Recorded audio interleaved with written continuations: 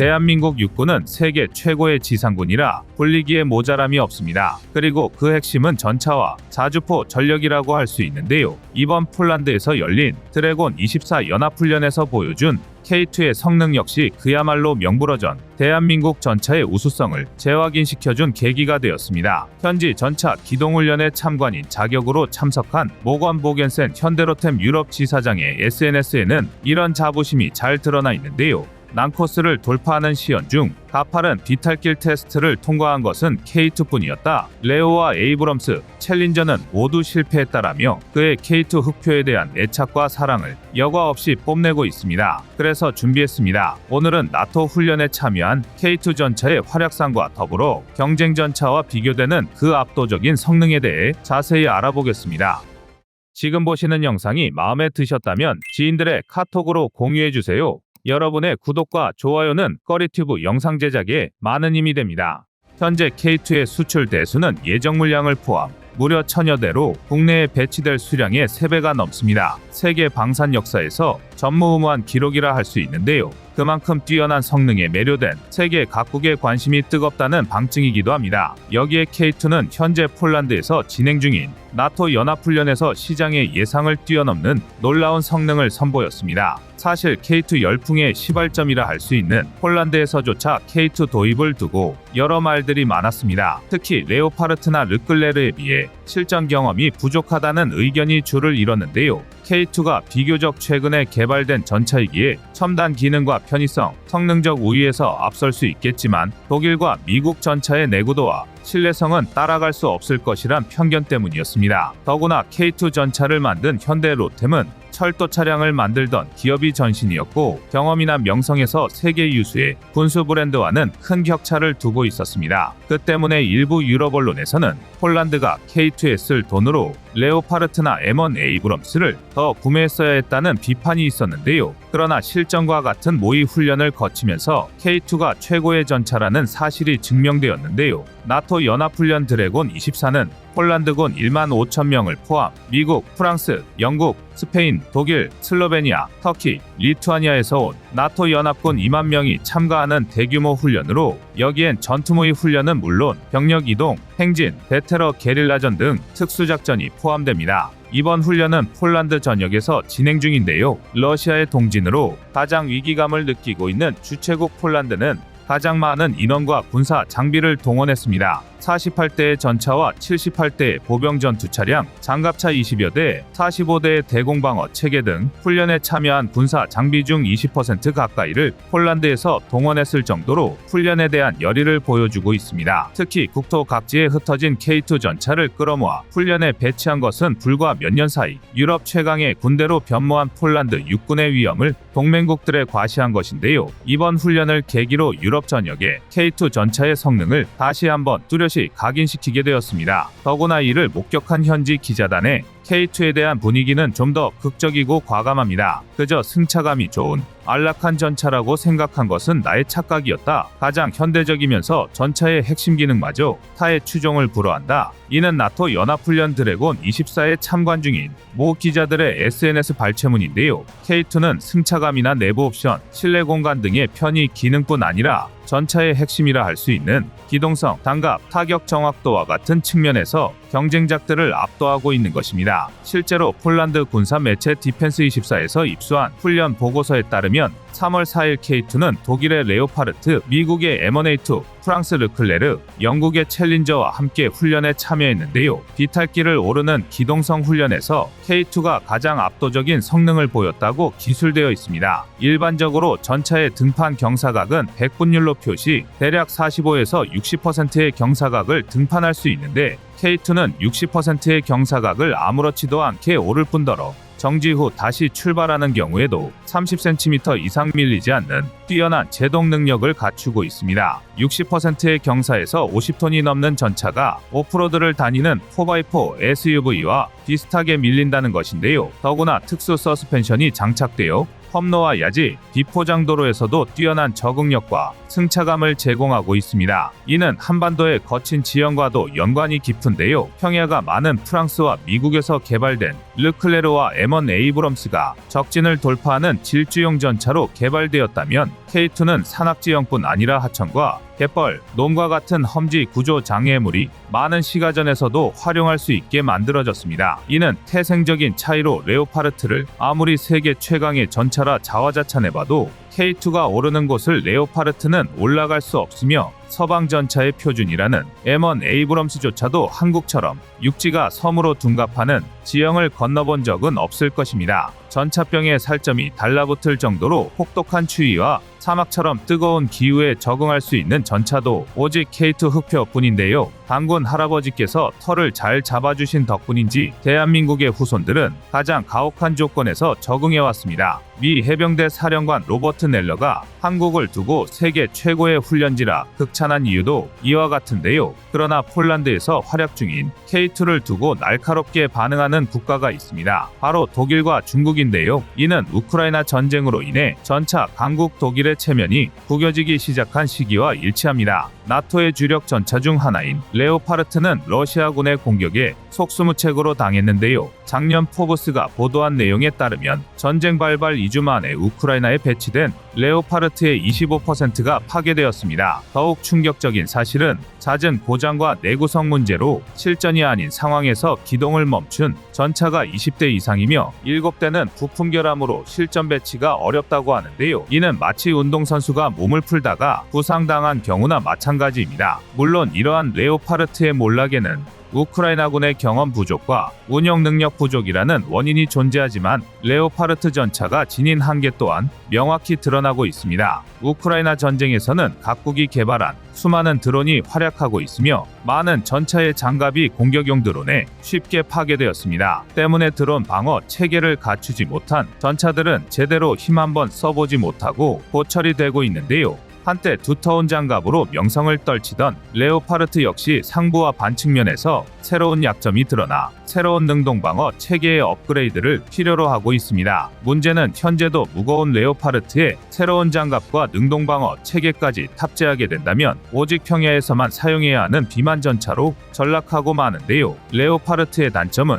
곧바로 K2의 장점과 결부되고 있습니다. 전술했듯 K2 흑표는 전체 지형의 70%가 산악지형인 한반도에서 운용 중이며 특히 기동성에 초점을 두고 개발한 전차입니다. 여기에 변화하는 전쟁의 양상과 다양한 전술의 적응토록 포각 조절은 물론 차체의 자세를 제어하는 능력까지 갖추고 있는데요. 날이 갈수록 비교의 서고 있는 K2가 독일로서는 눈의 가시와 같은 존재일 것입니다. 중국도 마찬가지입니다. 지난 9일 중국 언론 소은은 유럽에 진출한 한국 전차에 대한 기사를 다루면서 한국군이 보유한 지상전력들은 대부분 북한에 초점이 맞춰진 듯 보이지만 결국 총구가 중국을 향하고 있다며 경계심을 드러냈습니다. 대한민국과 중국의 역사가 말해주고 있듯 지금은 북한이라는 완충지대가 있지만 그 뒤로는 드넓은 만주벌판이 자리하고 있어 한국의 지상전력 강화는 중국의 큰 위협이라고 생각하고 있습니다. 중국 인민해방군의 주력 전차인 99식 또는 99A 전차의 활용 열세 또한 중국에 신경 쓰이는 부분입니다. 사실 중국은 그동안 자국의 99식 전차를 일컬어 전차의 왕이라 일컬으며 추앙하고 있는데요.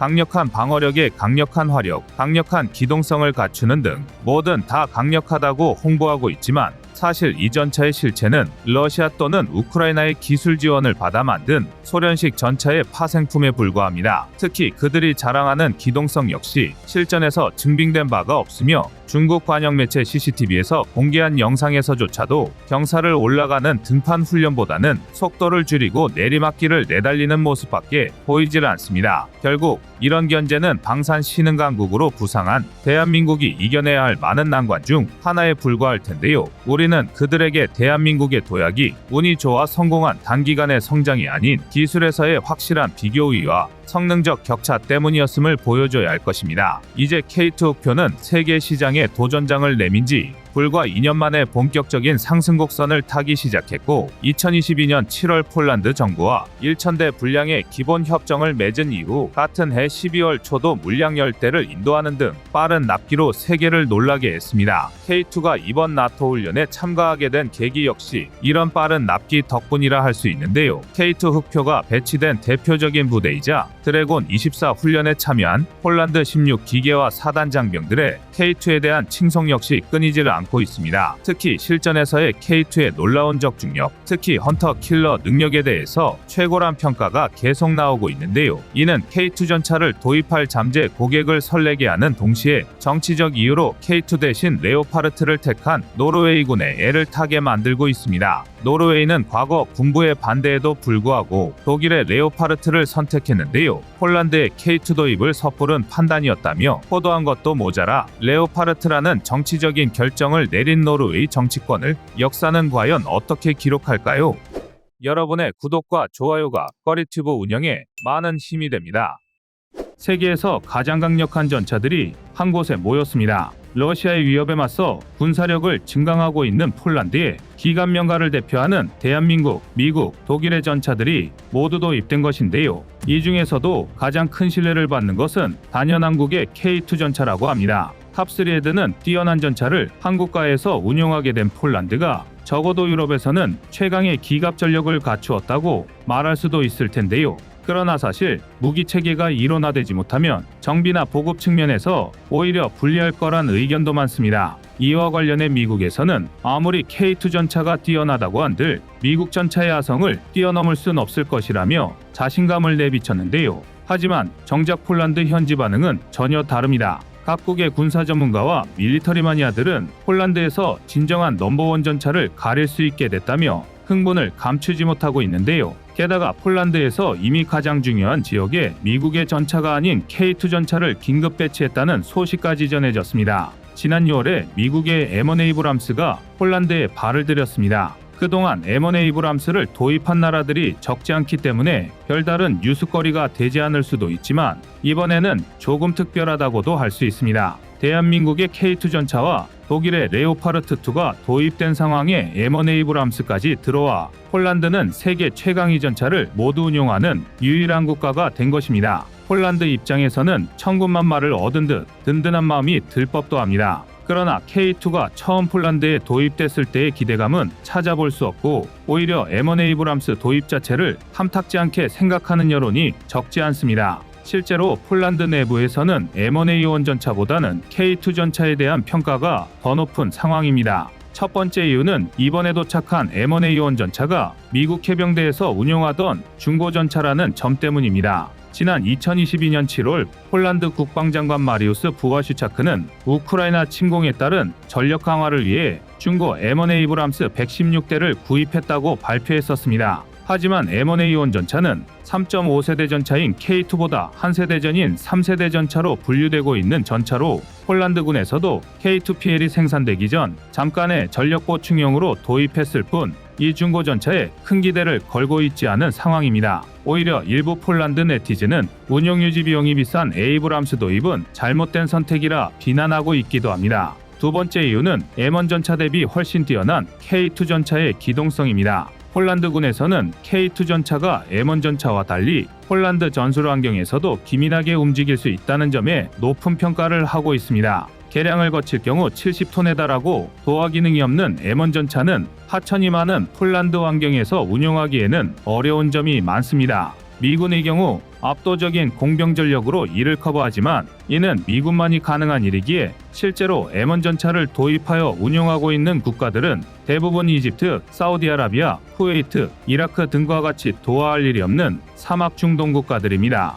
현재 폴란드에서 두 전차를 동시에 도입하면서도 K2 전차를 주력으로 운용하고 있는 이유 또한 K2 전차의 뛰어난 기동성 때문입니다. 그동안 M1 에이브람스 전차는 세계 최강 미군의 주력 전차인 만큼 당연히 세계 최고의 전차로 여겨져 왔었습니다. 하지만 설계된 지 50년이 넘은 M1 전차가 가지지 못한 각종 첨단 장비들을 갖추고 있는 현대식 K2 전차가 등장하며 어떤 전차가 더 뛰어난 전차인지는 밀리터리 마니아들과 군사 전문가들 사이에서 오랫동안 뜨거운 논쟁거리였습니다. 그런데 폴란드의 M1 전차까지 도착하면서 폴란드 육군은 M1 에이브람스와 K2를 동시에 운용하게 됐고, 이를 직접 비교해 볼 수 있는 유일한 군대가 되었습니다. 이 소식을 접한 세계의 군사 전문가들과 세계의 밀리터리 마니아들은 M1A2 에이브람스와 K2 우표 중 어떤 전차가 가장 뛰어난 전차인지 갑론을박을 벌이기도 했습니다. 미국의 집단 지성 사이트 코라에서도 이와 비슷한 논쟁이 벌어졌었습니다. 한 질문자가 한국의 K2 우표 전차와 미국의 M1A2 에이브람스 중 어느 쪽이 더 나은 전차인지 질문을 올렸고, 여기에 수많은 군사 전문가들의 의견이 달렸는데요. 그중 세계 최고의 방위산업체 중 하나인 노스롭 그루먼 소속 기술작가 라이언 파킨스는 대한민국의 전술 환경에서 K2 전차가 M1A2 에이브람스 전차보다 더욱 우수한 전차라는 사실에는 전적으로 동의하지만, 전차의 여러 가지 측면을 비교하였을 때 M1A2 전차가 우세하다는 주장을 펼쳤습니다. 라이언은 장갑과 공격력에 있어서는 에이브람스가 더 우수하다고 말했지만, 전차의 관측 능력과 중량 대비 출력비, 작전 영역, 현수 장치와 방어 시스템, 그리고 자동화 시스템에 대해서는 K2 전차의 손을 들어주었습니다. 다만 M1 에이브람스 전차가 탄종을 통해 화력에서 앞서 나가고 있다는 부분은 논쟁의 여지가 있는데요. 라이언은 전차의 화력에 있어서는 열화우라늄탄을 사용하고 있는 M1A2 전차가 절대 강자에 속한다고 말했습니다.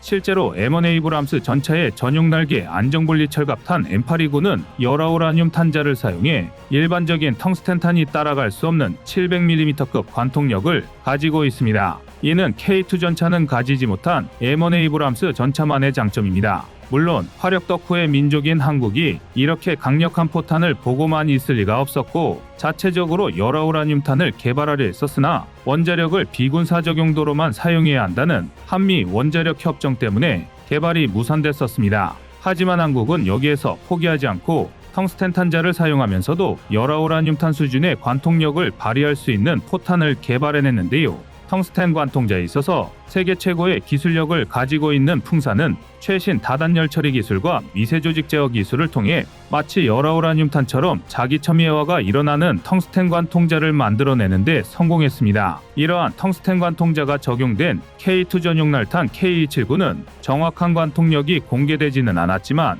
열화우라늄탄 수준의 700mm급 관통력을 가지고 있는 것으로 추정되고 있습니다. 포탄의 관통력에 있어서는 M1 전차의 뒤처질 부분이 아니라는 것이죠. 또한 미국에서 M1 전차를 수출하더라도 열화우라늄탄은 허가하지 않고 텅스텐 철갑탄을 대신 수출하고 있어 수출용 M1 전차는 비싼 가격에도 온전한 성능을 발휘할 수 없다는 문제점이 있습니다. 이는 전차 수출 시장에서 M1 전차가 상대적으로 주목받지 못하고 있는 이유이기도 합니다. 이외에도 라이언은 주포 발사속도 부분에서도 자동장전 장치를 사용해 발사속도가 6초에 한 발로 고정된 K2 전차보다 숙련된 장전수라면 4초 이내에 장전하고 사격이 가능한 에이브람스가 더 우수하다고 주장했습니다. 하지만 장전수의 숙련도와 상관없이 어떤 환경에서도 똑같은 발사속도를 유지할 수 있는 K2와 숙련된 장전수를 요구하는 M1 에이브람스의 장전 시스템을 비교하여 에이브람스가 우위에 있다고 주장하는 것은 무리가 있어 보입니다.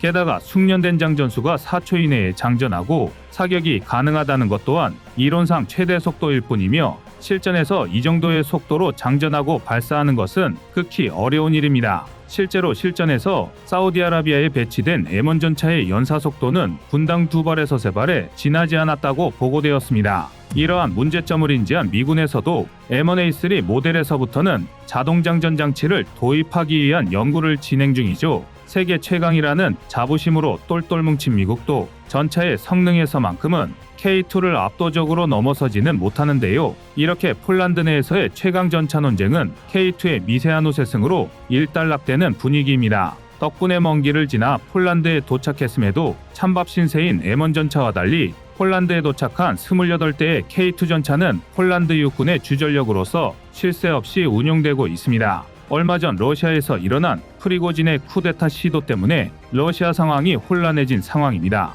따라서 만일의 사태에 대비해 폴란드 국경 수비를 더욱 단단히 하기 위해 K2 전차, K9 자주포 등 한국 무기로 이루어진 기갑부대가 폴란드 국경지대에 배치되고 있습니다. 반면 폴란드에 들어온 M1 전차들은 비교적 중요도가 떨어지는 남부 국경지대에 배치되어 폴란드가 어떤 전차에 더 의존하고 있는지를 보여주고 있습니다. 그런데 정작 K2에 대한 문제가 불거져 나온 곳은 다름 아닌 대한민국입니다. 그동안 대한민국 폴란드 간의 방산 계약을 지켜보는 시선 중에는 부정적인 의견도 적지 않았는데요. 가장 대표적인 건 폴란드 수출 때문에 우리 군이 사용할 물량이 없다라는 것이었습니다. 확실히 충분히 우려할 만한 걱정거리인데요. 그도 그럴 게 대한민국 기갑전력의 핵심인 K2 흑표만 해도 폴란드 계약 물량이 무려 1000여 대에 육박합니다. 구매자가 한정적이라 생산 라인 자체가 적은 방위산업의 특징을 생각하면 폴란드 물량을 생산하면서 우리 군이 수요도 감당할 수 있는 것인지 의문이 생기는 것도 당연합니다.